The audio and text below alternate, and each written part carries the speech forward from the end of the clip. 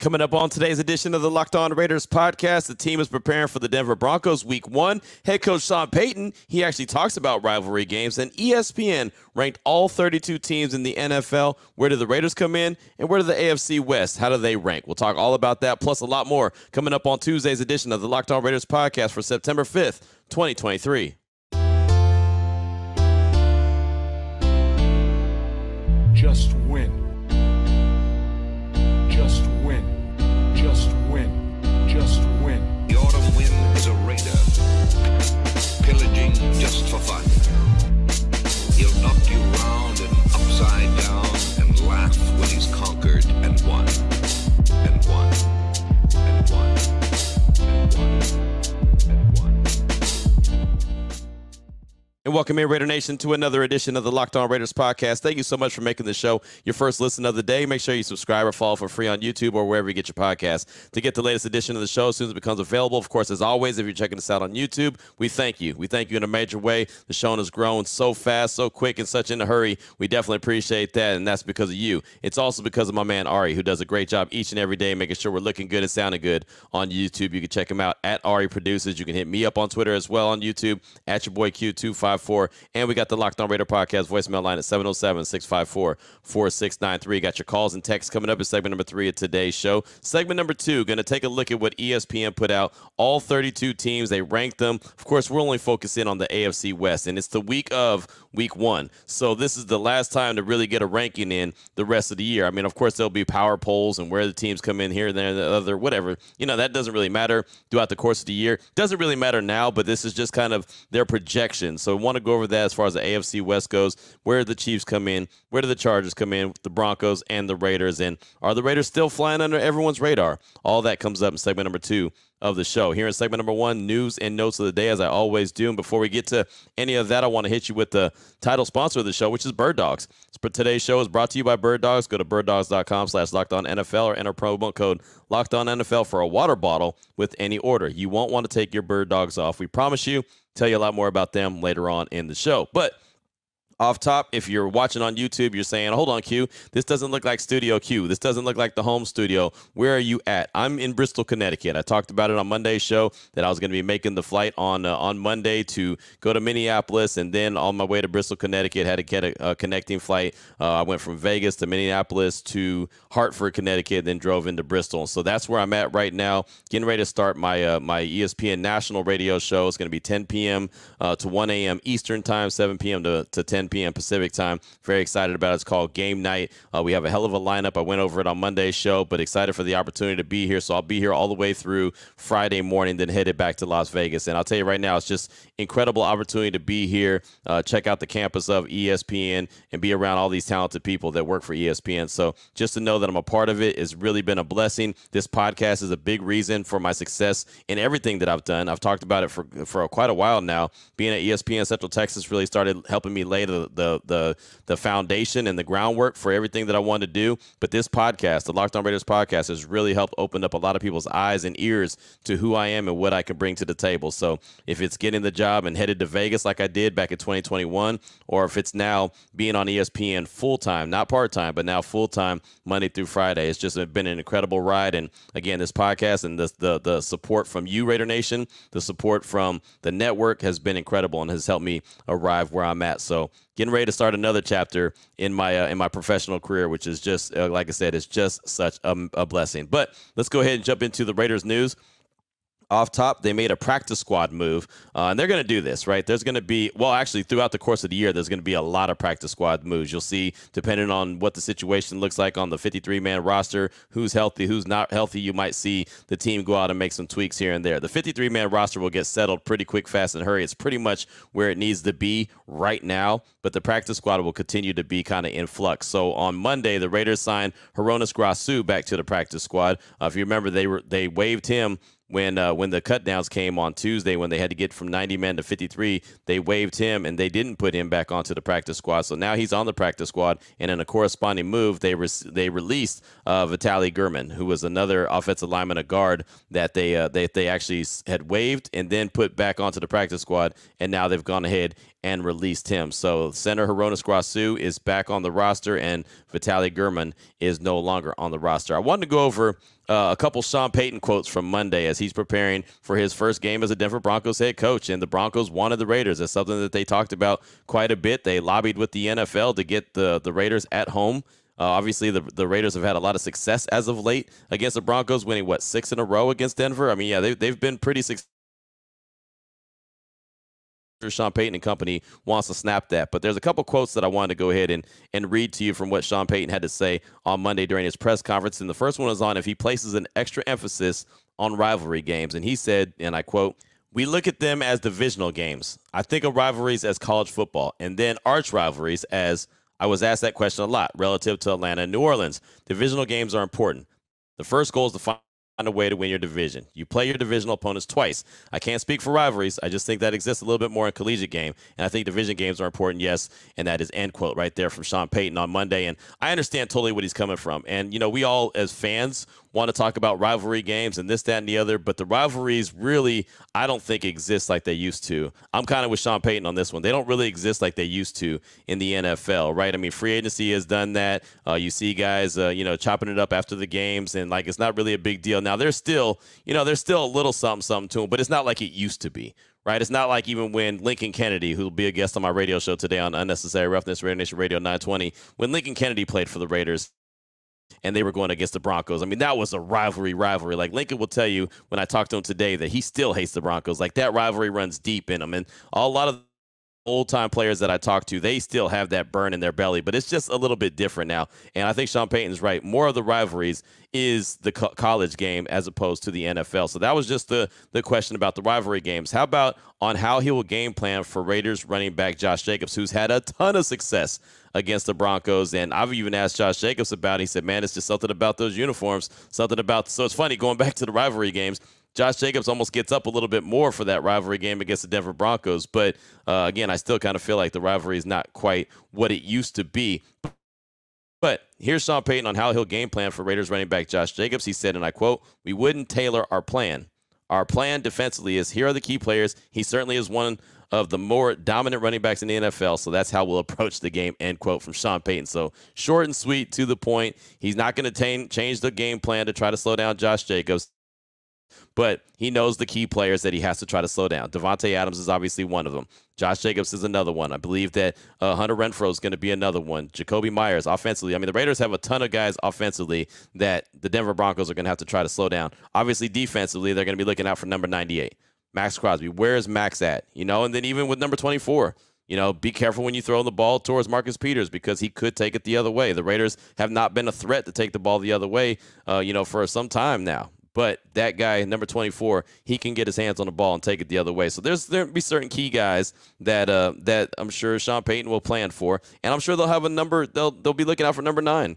I don't know how much number 9 is going to play, Tyree Wilson, but I'm sure they'll be paying attention. They saw him against the Cowboys. They know how strong and powerful he could be. So I'm sure that they're trying to make sure that offensive line is very aware when number 9 is out there, just in case all of a sudden he starts to figure things out. So there he is on game planning for Josh Jacobs. Really not going to do anything different. Just worry about the key players that the Raiders have. Finally, on what makes Raiders defensive end Max Crosby so difficult to stop for an offense.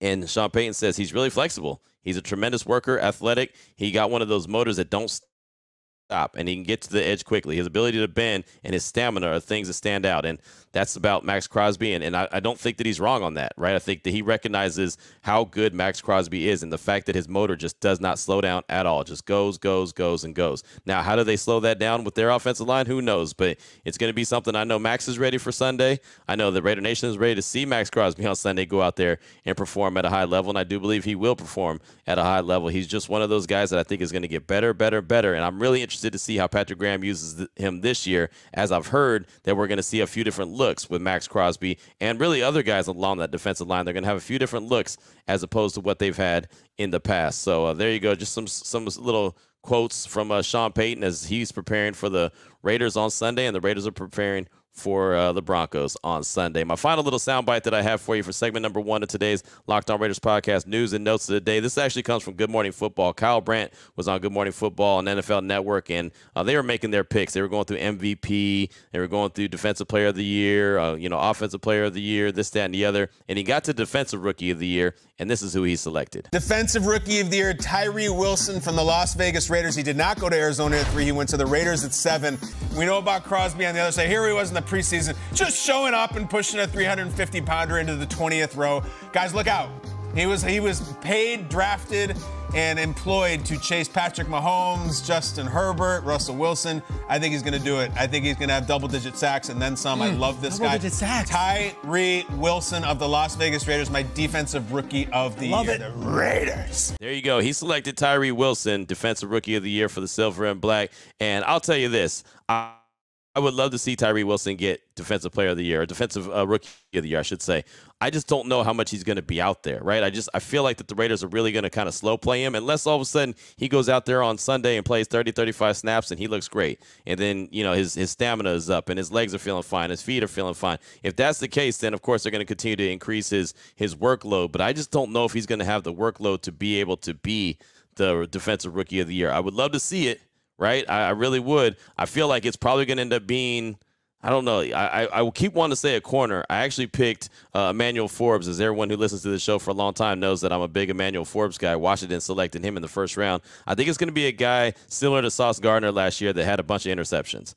Right, just those big time plays. Now, if he goes and gets, or any edge rusher goes and gets double digit sacks, I could see him being that guy as well. But I just feel like that those interceptions, they stand out so much that it gives a person an opportunity to be that Defensive Rookie of the Year. But Kyle Brandt believes that Tyree Wilson's going to get it, so I thought I'd pass that along. So that's all I got for you for segment number 1 of today's Locked On Raiders podcast, kind of news and notes of the day. Coming up in segment number 2, ESPN gave an NFL teams preview for 2023, predictions, sleepers, and depth charts. We'll just focus on the AFC West, find out where the Chiefs, where the Broncos, where the Chargers and the Raiders are all at. We'll do that after I tell you about the title sponsor of the show, which is Bird Dogs. Bird Dogs, well, they make you look good. Bird Dogs stretch khaki shorts are designed to fit slimmer through the thigh and leg, giving you a truly sculpted look. Bird Dog shorts do the exact same thing as Lululemon, but fit way better. They fit way better than regular shorts that are made of stiff, restricting cotton. Bird Dogs fixed this issue by inventing cloud knit fabric that looks just like khaki, but stretches, so you get a way slimmer fit without having to sacrifice movement.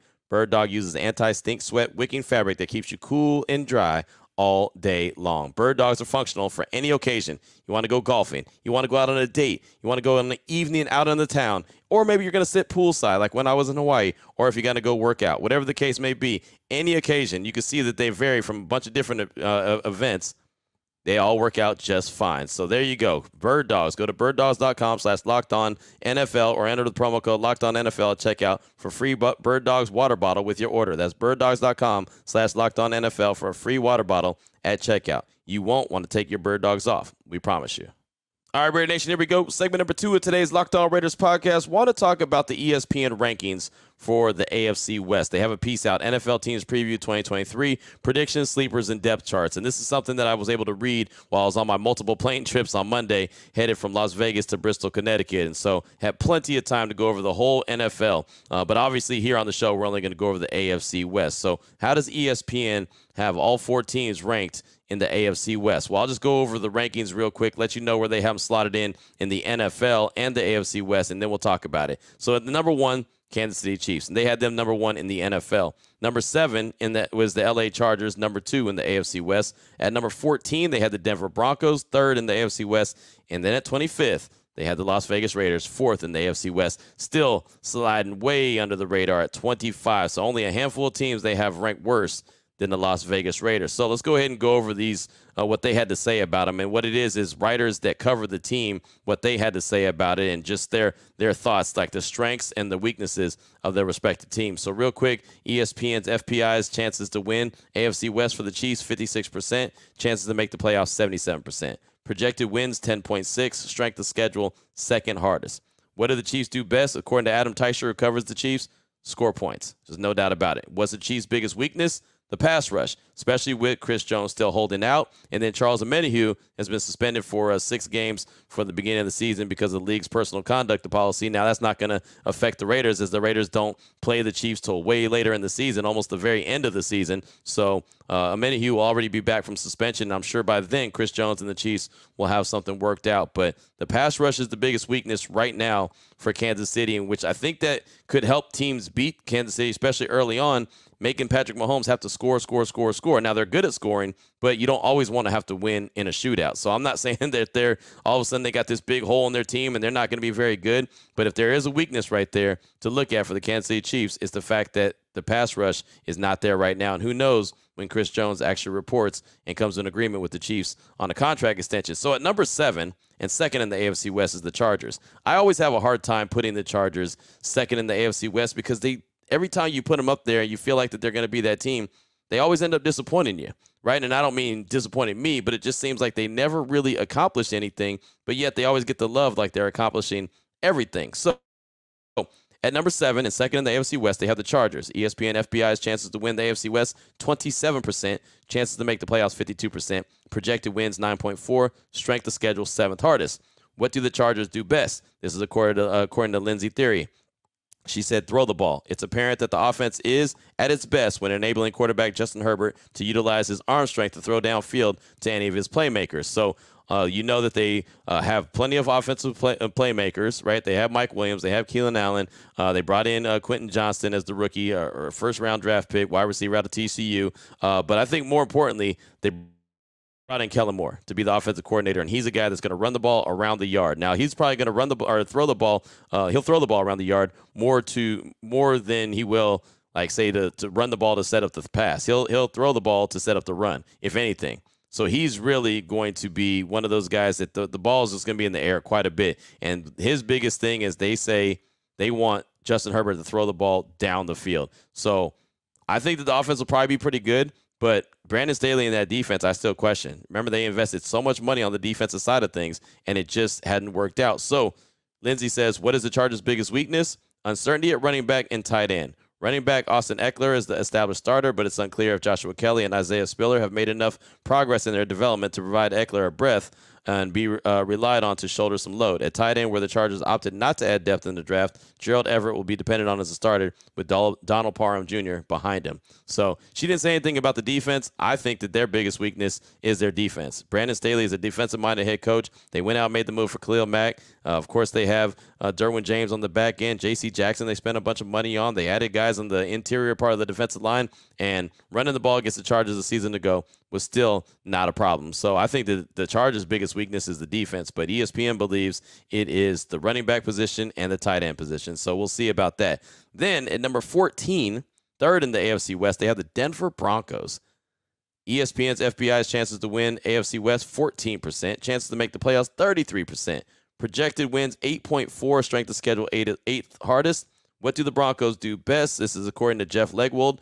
Rush the passer. The Broncos need Randy Gregory to have a full productive season of work. He's never played more than 14 games in any season, and for Frank Clark to muster some of his postseason mojo into the regular season. So apparently their best asset on their team is rushing the passer. So that'll be a test to the Raiders' offensive line if they can slow down the pass rush. And I know from covering the Cowboys for a long time, Randy Gregory never has a full season. A lot of times it was because of suspension. A lot of times it was because of injury as well. So that's one thing to pay attention to see what that Denver Broncos pass rush looks like. We know that they have a really good defense. Obviously, they have new coaches in place, new offensive and defensive coaches, but still have to think that the strength of their team will be their defense. What is the Broncos' biggest weakness? Depth. The Broncos dealing 5 first or second, third-round picks and 6 picks overall in the past 2 years for a trade for Russell Wilson, and Coach Sean Payton has his team thin in plenty of spots. The reserves, the second and third teams, have not held their own in preseason games or joint practices with the Rams. If injuries start to pile up, the Broncos could have a problem. That is their biggest weakness, is their lack of depth. And they traded a bunch of their picks, right? Obviously, Russell Wilson's got to be better this year. That's why they brought in Coach Sean Payton, and then they had to trade for Payton. So we'll see. I don't understand, and I know that, and I believe that Sean Payton is going to make the Broncos better. I just don't see how they're better immediately. I really don't. I don't think that they've really addressed their team to be that much better. And look, 8.4 wins isn't great, right? That's not a great projection, but just to go from where they were at 5 wins in 2022 to 8.4 because you add Sean Payton, to me, that's a tough sell for me. But of course, the Broncos each and every year get all that love. So the Broncos, they have them at number 3. And, of course, that means they have the Raiders pulling up the rear and at 25 in the NFL. And I guess I shouldn't be that surprised, but it just, to me, I guess just saying it out loud is a little surprising. 25, they have the Raiders listed at. ESPN's FBI's chances to win the AFC West, only 4%. Chances to make the playoffs, only 11%. And projected wins, 6.8. Strength of schedule, 4th hardest. What do the Raiders do the best? This is according to Paul Gutierrez, run the ball. Jacobs, who last season led the NFL in rushing with 1,653 yards from scrimmage, 2,053 yards and touches, 393, did not report to the Raiders due to a contract dispute until training camp, and the exhibition season was over. How fine is that line between rest and rust? As Jacobs put it after his first practice since January physically, I ain't miss a step. That would say good. That would signal good things for the Raiders on the ground. Again, it's from Paul Gutierrez. Do what the Raiders do the best: run the ball. What is the Raiders' biggest weakness? Takeaways. The Raiders were last in the league with 13 takeaways last season, including an NFL story a bunch of times when it comes to turnovers and come to weaknesses, and has been the Raiders' weakness. And I do think that's why, as I talked about it on Monday, about the Raiders flying under the radar and that they will surprise some people as opposed to disappoint people, is because I think that single aspect of the defense is going to be better. I think that they are going to create more turnovers than the 13 takeaways they had a season ago. I think the turnovers should be somewhere around 25 to almost 30. And like I said many times, I've said 20 should be interceptions. They only had 6 interceptions last year. They probably won't hit that goal of 20 interceptions, but it should be a number that they should be aiming for, and they should be up in, the 20, 25 range as far as turnovers, at the very least. The really good teams find ways to muster turnovers. So I like it that, again, everyone has the Raiders a bad team. 6.8 wins, 6 wins, 7 wins, 5 wins. Like, everyone's expecting them to be that, and I think that's a perfect place to be. Remember in 2022, the expectations for the Raiders, including for myself, were sky high.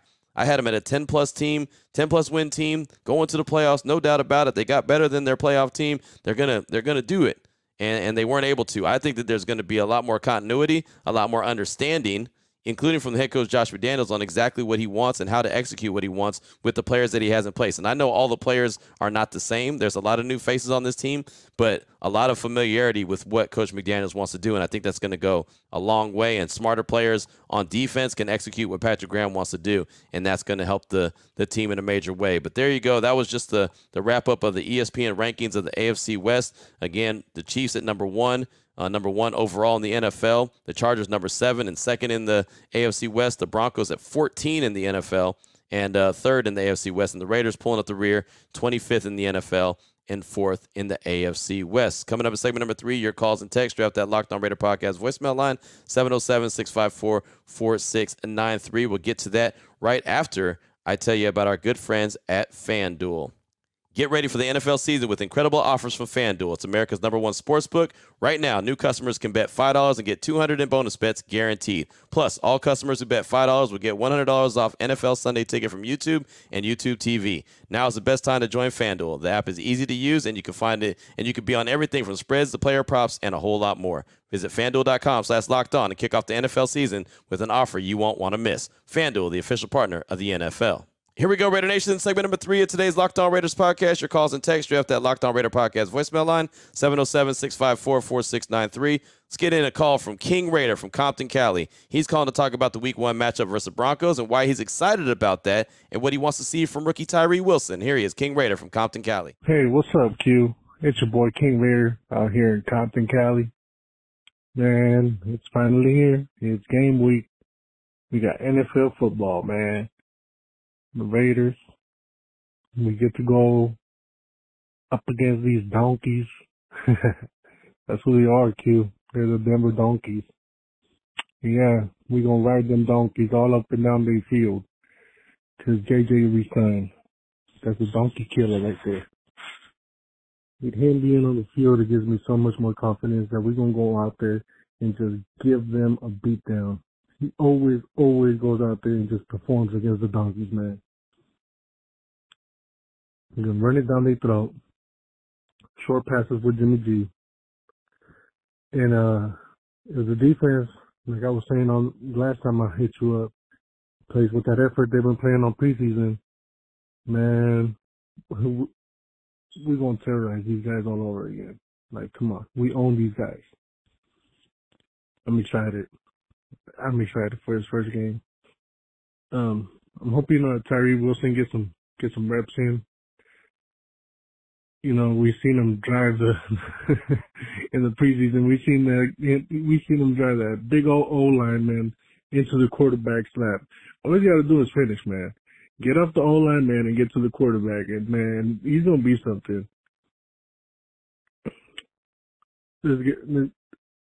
I'm ready, Q. I want it to be Sunday already. I want to watch these guys play. I want to see them take down the Donkeys. Congrats on your new endeavors, man. You just keep on growing, man. Just like the nation grows, you grow, man. You're doing your thing, man. Game week for your nation. Let's go. Just win, baby. Thank you so much for the call, my man. And having Josh Jacobs back is huge, right? He's a major part of the Raiders' success against Denver and against anyone in the league, but really against the Denver Broncos. So it's not going to be a walk in the park. I know that the Raiders have had a ton of success. I think the Broncos are going to be better. Sean Payton is going to get them where they need to be, or at least, feels like he's going to get them where they need to be. And they're more, obviously, they're more of a threat with Sean Payton as the head coach, but I just don't think that they could turn it around that quickly. So I think that the Raiders should win this game on Sunday, but shoulda, woulda, coulda, right? They got to go out there and do it. As far as Tyree, it's definitely going to depend on how many snaps he plays, right? I mean, if you think about what he did against Dallas, he played, 14 snaps total? So if he can get anywhere from 20 to 30 snaps on Sunday against the Broncos, I think that that's a win. I think the Raiders are going to continue to ramp him up and get him more snaps as the season goes along, as long as he doesn't have any setbacks. So I think Tyree Wilson could be a really good player. Kyle Brandt from Good Morning Football, as you heard in segment number 1, picked him to be Rookie of the Year, Defensive Rookie of the Year. I just think it's all about how many shots at it he gets. How many snaps does he get throughout the regular season, throughout the course of a game? That's going to determine how good he's going to be. But thanks so much for that call. I do appreciate you. Up next, got a text from Raider Nation T. Says, hey, Q, this is Raider Nation T representing Milwaukee, Milltown. I'm new to your podcast for the past 4 months, and you are the best. Look forward to your analysis every day. Keep it up. However, I'm curious to know about the India Ari and Erica Badu albums frames hanging in your background. I love both albums and artists. Did you do some production on them or what? Raider Nation for life. That's from Raider Nation T. Thanks so much for that. It's funny that I read that and I'm in Bristol, and so I'm not in the home studios. And no, I was a music director in Fresno, California, at Q97, the radio station at Q97. I was a music director, so they used to give out platinum plaques all the time when artists went platinum. So I have a bunch of different plaques on my walls. I have India Ari, I have Erica Badu, I've got an Akon plaque somewhere over across the way in my studio. I've got a High Five platinum plaque and everything. So yeah, that's what it was back in the day. They gave out those things. They don't do them so much anymore. But when I was in music radio, that was one of those. Yeah, you got to have those. So I'm always going to hold on to them and definitely want to keep them in my studio. But thanks for noticing that. That's cool. So obviously you're checking us out on YouTube. So shout out to my man Ari. You can check out Ari on Twitter at Ari Produces. Up next, got a call from Vader Raider in the 303. He's calling to talk about the season and what he's looking for, and he believes the Raiders should win Game 7 in a row versus Denver. Here he is, Vader Raider in 303. Q, Raider Nation. It's your boy Vader Raider. Just wanted to give a shout-out to you, Q, for 5 years of being on the podcast. I've been here all 5 years, and I got to say it's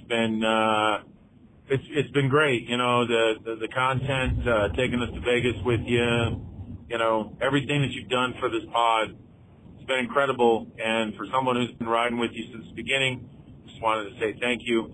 As far as the Raiders go, I'm glad that Josh is back in the fold.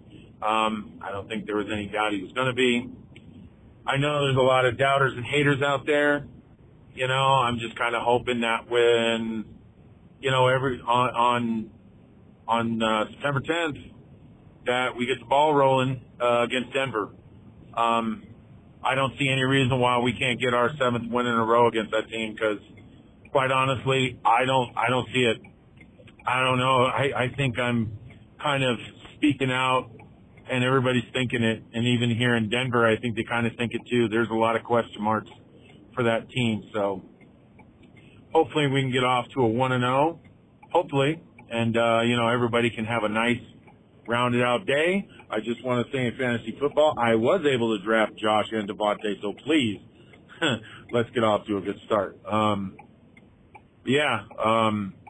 Q, you know, it's been a great ride, and I look forward to more years of riding with you on the podcast.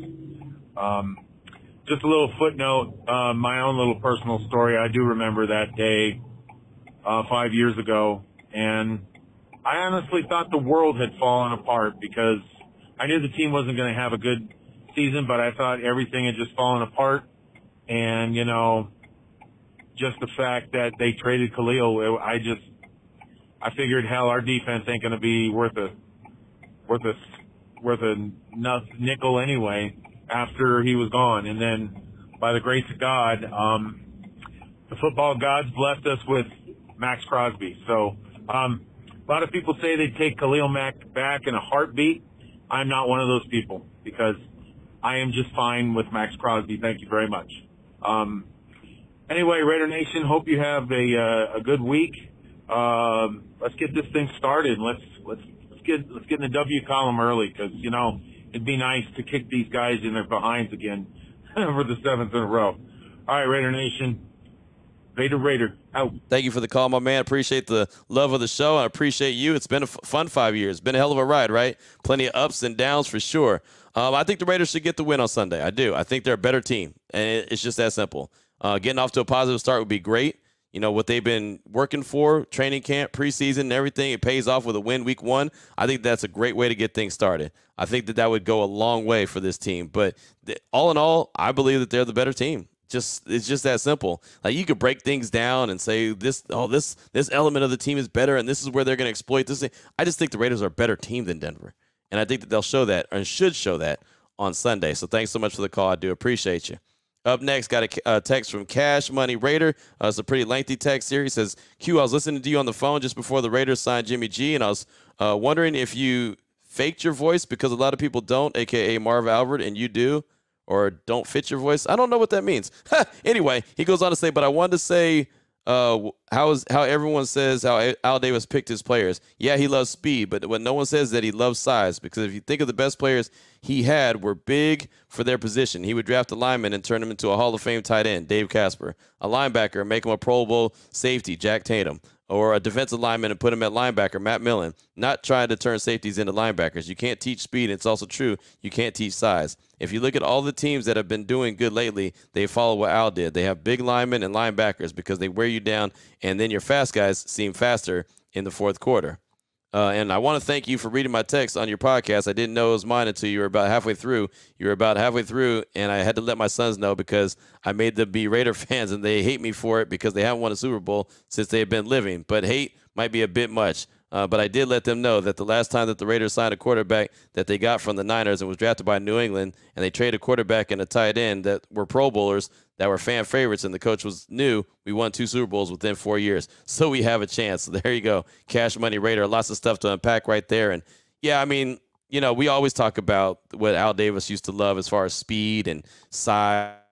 And I remember when the Raiders drafted, Bruce Campbell, because he was the fastest big man, right? He was big, he could lift, he was strong, and he was fast for a big man, right? And so, yeah, I mean, we talk about speed and size a lot. A lot of the linebacker thing, and I know that we had the conversation on the show about Matt Millen when he was saying that he didn't really like the size of the Raider linebackers. I know linebackers nowadays aren't the big thumpers that they used to be, but you still need to have a little bit of size. Like, I thought what Matt said was very valid about, you know, guys not needing a little bit of lead in their drawers, right, to be able to hold their own when these opposing teams come running downhill.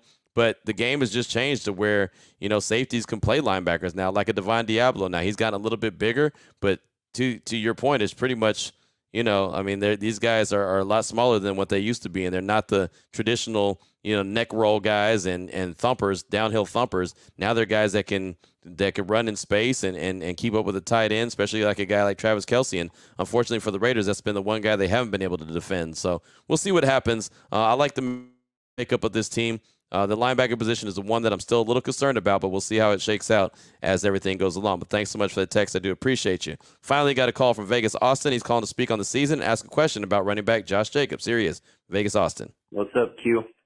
It's Vegas Austin. It's been a minute. I haven't called in all off season, but I want you to know I'm still listening. Been listening past few months. And to keep it short, I'm hyped for the season. Like you, I feel good about a lot of what I've heard. I really feel confident about Aiden, and even heard great things about Jimmy G. So I think a lot of sports media are counting him out and counting the Raiders out. So just wanted to share some positive vibes. One thing I wanted to get your thoughts on is I was lucky enough to snag a signed Josh Jacobs jersey. He did a signing out here in Vegas, and I got the old 28, and I'm wondering if you think that's a little more valuable or less now that he's rocking number 8. I see it like Kobe at 8, but wondering what you think there. But hype for the season. Thanks for the podcast. Go Raiders. Thank you for the call, my man. And I got a really good feel about the team, right? The way that I've seen it come together so far. It has to translate during the regular season, right? I mean, it doesn't matter what I've seen in preseason or training camp. It's got to translate. But I just feel good about the makeup of the team based off what I've seen, you know. So I'm pretty hyped to see what it actually looks like in regular season action. And obviously that's going to start on Sunday. As far as the Jacobs jersey, I mean, you never know. If he ends up in the Hall of Fame, maybe it's a Kobe-like situation. I don't know. But, just enjoy your jersey. Enjoy the signature on it. I've been at those events that Josh Jacobs has done in Vegas where he signed the autographs and he stayed late, right? He was supposed to leave at a certain time, only sign a certain amount, and he stayed to make sure everybody got their signature. So I say that to say just enjoy it. I don't know what it's going to be worth at the end of the day, but just enjoy the fact that, you know, one of your favorite players from the Silver and Black made sure to stick around that certain location. I think it was the car dealership, and make sure everybody got their autographs from him. So I thought that was really cool. I've been lucky enough and blessed enough to be on site for both of those events when he's had them here in Las Vegas. So thanks for that call, my man. I do appreciate you. And again, we'll continue to start really deep diving into the Raiders and Denver Broncos. We'll do that on tomorrow's show. Of course, again, I'm still coming here live from Bristol. I'll be here till Friday morning. Then I'll head back to Vegas, do my local radio show from Buffalo Wild Wings. And yeah, it's on and popping, heading into the weekend and getting ready for the Denver Broncos week 1. So until then, Raider Nation, take care of yourself, take care of your family, love on your family. Most importantly, as always, just win, baby.